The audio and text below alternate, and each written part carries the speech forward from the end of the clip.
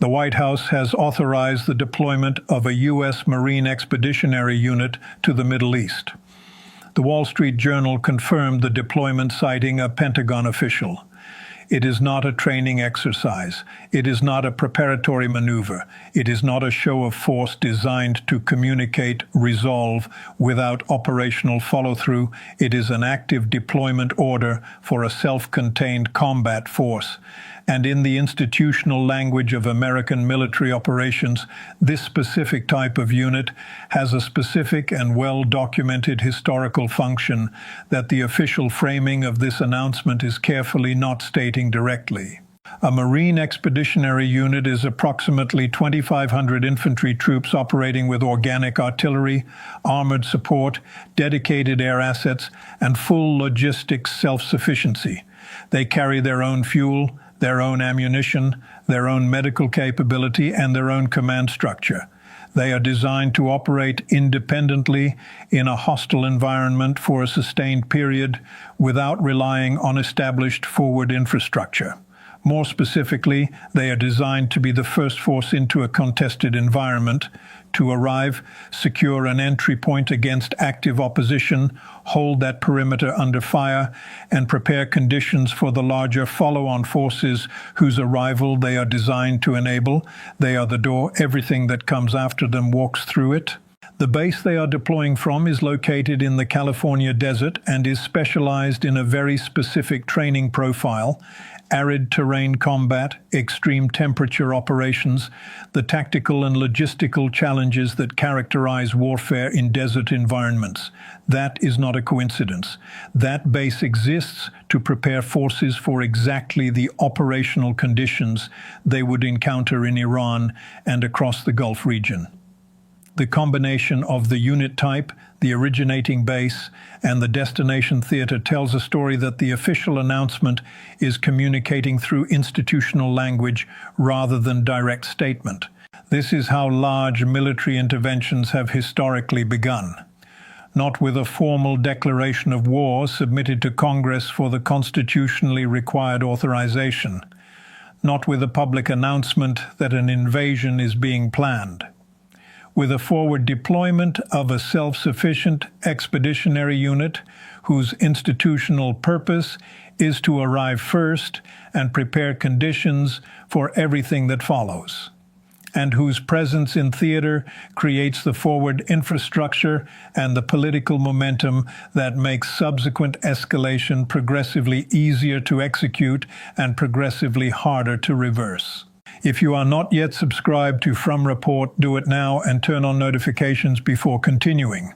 What is being announced here, and equally important, what is being signaled by the specific way it was announced, through which channel, from which source, at this specific moment in the conflict, has implications for the trajectory of this war that extend far beyond the headline. The analysis that follows will go through all of it. The manner in which this deployment became public is itself one of the most analytically significant elements of the entire announcement, and it deserves careful examination before addressing the operational questions, because understanding why this information was released, the way it was released, changes how you interpret what is actually being communicated. This information was not leaked by a whistleblower with a conscience. It was not obtained through investigative journalism, through FOIA requests, or through the kind of source cultivation that produces genuinely unauthorized disclosures. It was provided to the Wall Street Journal by a Pentagon official. That means it went through a deliberate institutional decision to share this specific information with this specific outlet at this specific moment. In Washington's information architecture, that is not a leak.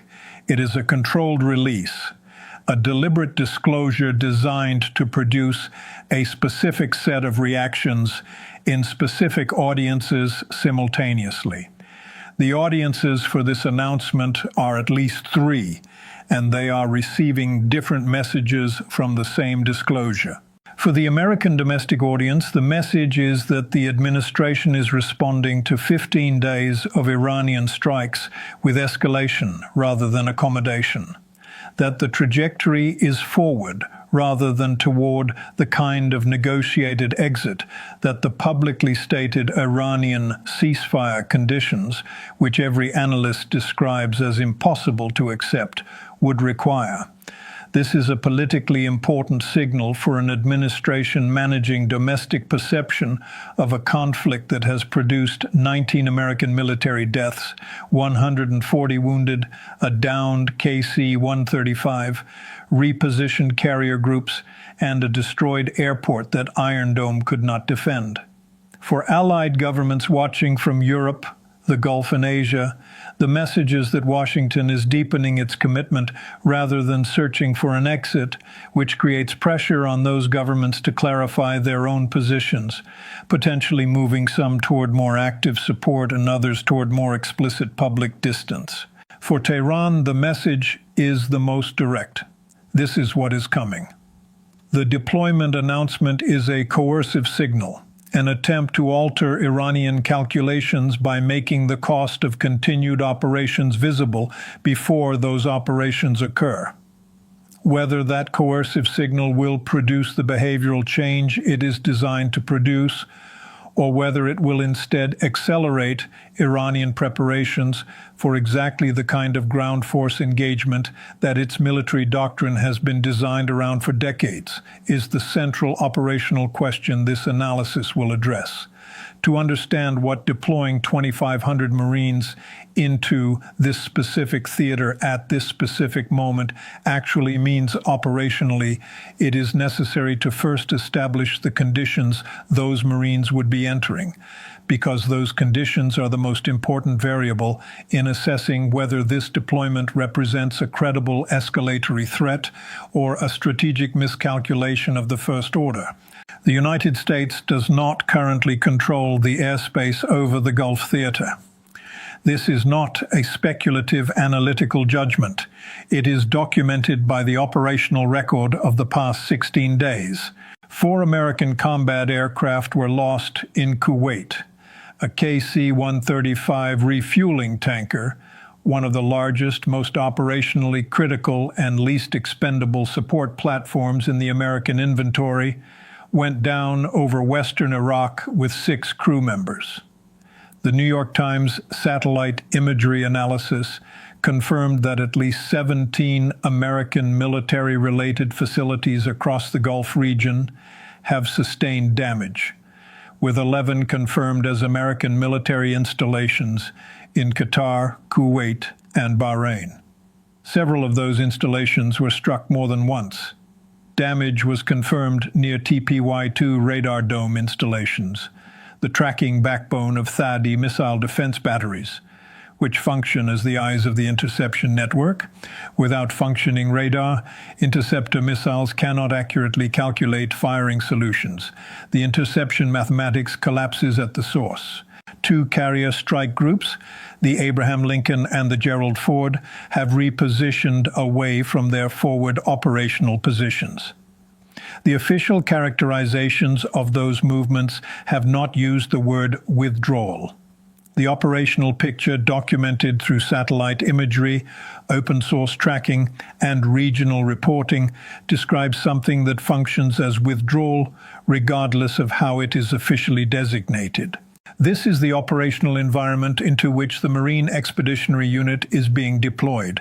Degraded airspace, damaged regional base infrastructure, mined waterways, repositioned naval assets, an early warning radar network that has been systematically targeted and partially destroyed, and an adversary that has spent 16 days demonstrating offensive capabilities that pre-war assessments did not model accurately, and that has explicitly designed its ground force defensive doctrine around the specific challenge of defeating exactly the kind of amphibious and expeditionary landing that American Marine units are trained to execute.